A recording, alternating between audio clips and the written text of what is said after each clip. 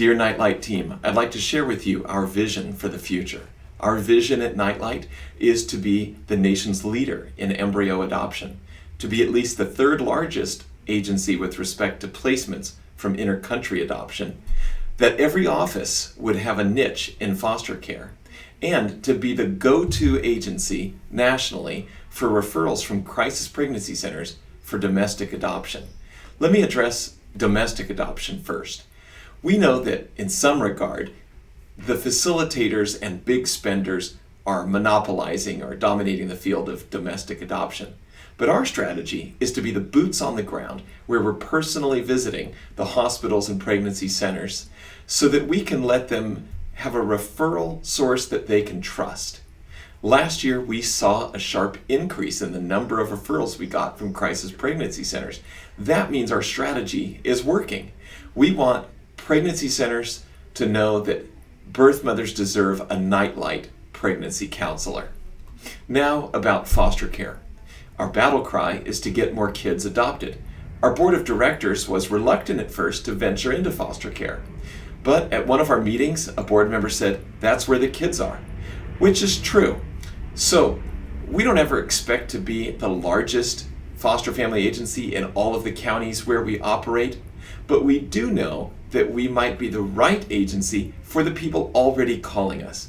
Nightlight attracts a spectacular type of prospective adoptive parent. Because we're already known as a Christian agency and we're known as an adoption agency, we attract a unique type of applicant. I have a friend who grew up in foster care. I asked him about his experience in it. He said he was introduced to drugs and gang life in his foster home. We know that we can do better, and that's always been our vision at Nightlight. We can do better because we're attracting a special type of client. So our job is to present foster care to the people already calling us when foster care might be the right program for them. We're hedging our bets that our new and increasing impact in our agency is going to be in foster care. I've said often that the number of women placing for adoptions is increasing, not decreasing. They're just placing involuntarily rather than voluntarily. It's an unfortunate change of events, but it's one that has to be dealt with and accepted as reality.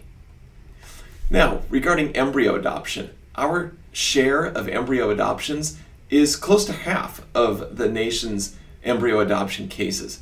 We expect to maintain that dominant position in our field.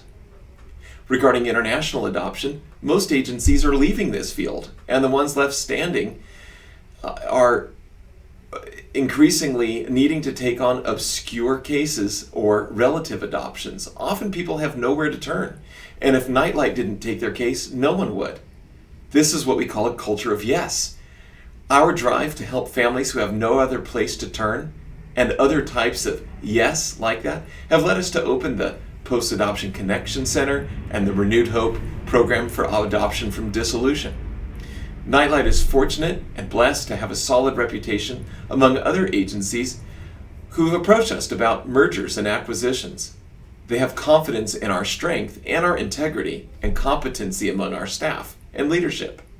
One agency director said that they wanted to merge with us because of our risk tolerance and business acumen. Now, I have no interest in collecting states like the stickers on the back of an RV, but I'm interested in finding the most qualified people that God brings our way. Our only resource is human, and we're building an incredible team. We will increase our international and foster adoptions by focusing on waiting children. Adoption Bridge has had a noticeable effect on getting waiting children matched. Families can search through the hundreds of children that are on Adoption Bridge. And I often say, why be a waiting family when there are waiting children? Every Nightlight team member needs to understand that whether or not Nightlight gets more kids adopted next year rises and falls on your ability to advocate personally for waiting children. Now, I'd like to remind you about 3 key initiatives that have had a great impact. First is our culture of yes. That means we do whatever we can to accommodate the client's needs and requests. As a result of this initiative, we began working with birth moms nationwide. We decided to take on cases internationally from obscure countries, since few other agencies had the knowledge or risk tolerance to do it. We have an attitude of not taking no for an answer and believing that every problem has a solution. Next, this initiative of Snowflakes First. It means we present Snowflakes first to the clients. Most of the people calling us are interested in a baby. Since Snowflakes doesn't have a wait list, it's the right program for those who are qualified for it and who are looking for a baby. Unless they're looking for an older child, we should present Snowflakes to them first until we have determined that Snowflakes is not an option for them. This strategy is key to our growth and ministry model because we know that the number of international, foster, and domestic adoptions is limited to the number of child referrals we get. But that's not the case with Snowflakes. The third initiative that's had a major impact is portability. Our ministry model depends upon speed with which we move the clients through our programs. We want people to switch. We give them a financial incentive to do so. We ask them to switch programs, or sometimes we allow them to pursue 2 programs at once, simultaneously. That's because our speed of our adoption placements is how we serve clients the best. The right program for them is the one that will help them achieve their dream of building their family the fastest. Let me conclude with a few things that Nightlight is known for. We're obviously known as the agency that has the Snowflakes Embryo Adoption Program.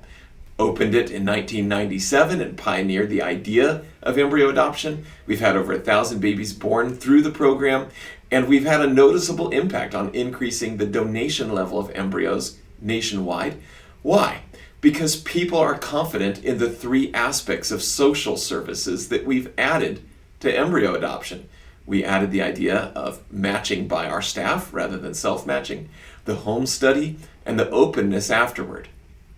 That's what people are looking for who want to donate their embryos.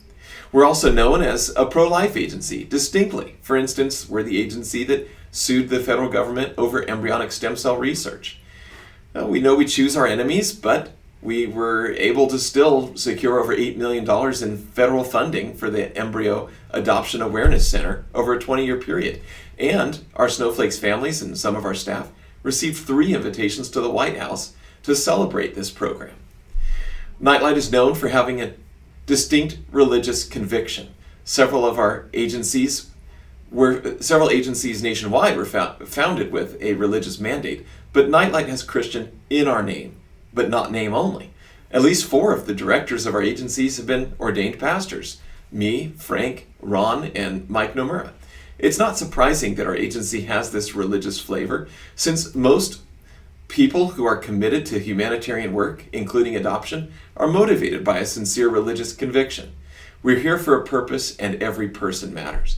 I can't wait to see what the next year has in store for Nightlight, our talented team, our beloved clients, and children